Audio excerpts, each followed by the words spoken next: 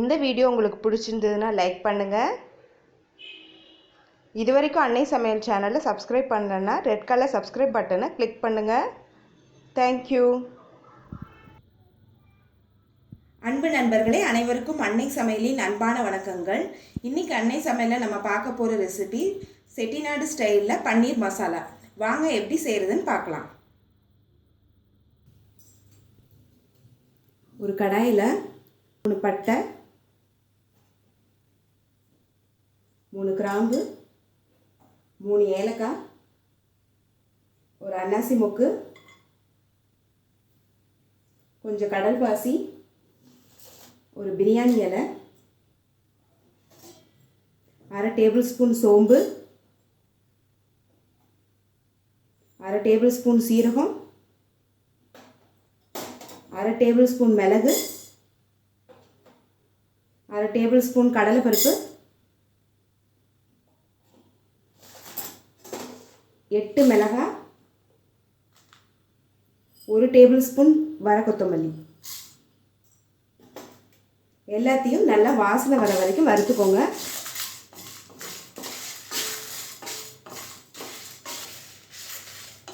நம்ம எல்லா மசாலாவும் போட்டு பண்ணுறதுனால பன்னீருக்கு ஒரு நல்ல ஃப்ளேவர் கொடுக்கும். நீங்கள் யூஸ்வலாக சாப்பிட்ற பன்னீரை விட இந்த பன்னீர் மசாலா ரொம்ப நல்லாயிருக்கும். மசாலா நல்லா வாசனை வந்துடுச்சு. இது எல்லாத்தையும் மிக்சியில் நைஸாக அரைச்சிக்கலாம். கடாயில் தேவையான அளவு எண்ணெய் ஊற்றி வச்சுக்கோங்க. இப்போ 1 கப் வெங்காயத்தை சேர்த்துக்கோங்க.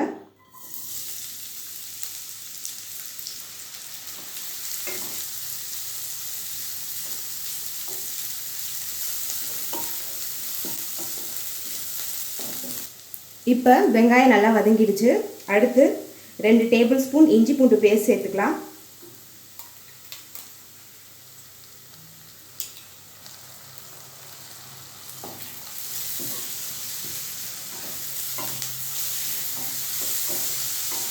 இப்போ இஞ்சி பூண்டு நல்லா வதங்கிடுச்சு. அடுத்து 1 கப் தக்காளி,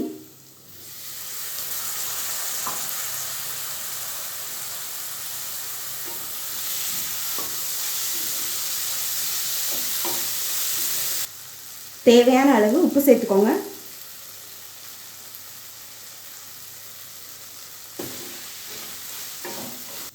இப்போ அரைச்சி வச்சிருக்க மசாலாவை இதில் சேர்த்துக்கலாம்.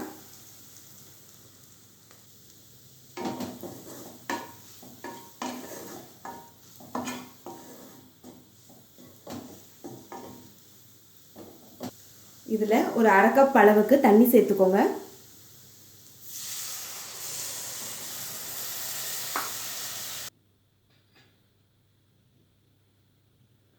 மூடி போட்டு ஒரு 2 நிமிஷம் ஸ்லோலே வச்சுருங்க.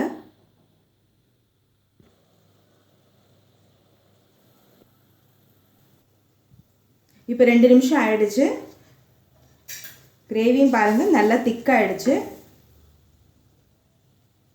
இப்போ கொஞ்சமாக குடமிளகாய் சேர்த்துக்கோங்க.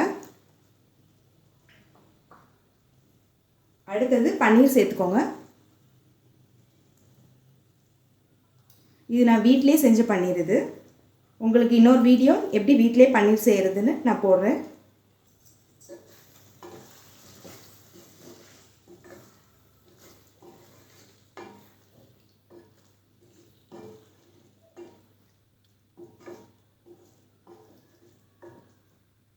இப்போ மூடி போட்டு சிம்லேயே ஒரு 2 நிமிஷம் வச்சுருங்க. மசாலா எல்லா பன்னீர்லேயும் நல்லா கவர் ஆகணும். இப்போ 2 நிமிஷம் ஆயிடுச்சு. கொத்தமல்லி இலையை தூங்க. இப்போ சர்வ் பண்ணிடலாம். இப்போ டேஸ்டியான செட்டிநாடு ஸ்டைலில் பன்னீர் மசாலா ரெடி ஆகிடுச்சு. நீங்கள் யூஸ்வலாக பண்ணுற பன்னீரை விட இது கண்டிப்பாக டிஃப்ரெண்ட்டாக இருக்கும். இது சப்பாத்தி, நான், பூரி மட்டும் இல்லை, குஸ்கா, தேங்காய் பால் சாதம், ஃப்ரைட் ரைஸ் எல்லாத்துக்கும் நல்ல மேட்சாக இருக்கும். ரெசிபியை ட்ரை பண்ணி பாருங்கள், கண்டிப்பாக உங்களுக்கு பிடிக்கும். ரெசிபி பிடிச்சிருந்தா வீடியோவை லைக் பண்ணுங்கள், கமெண்ட் பண்ணுங்கள், ஷேர் பண்ணுங்கள். இது வரைக்கும் அன்னை சமையல் சேனலை சப்ஸ்கிரைப் பண்ணலன்னா சப்ஸ்கிரைப் பண்ணுங்கள். தேங்க்யூ.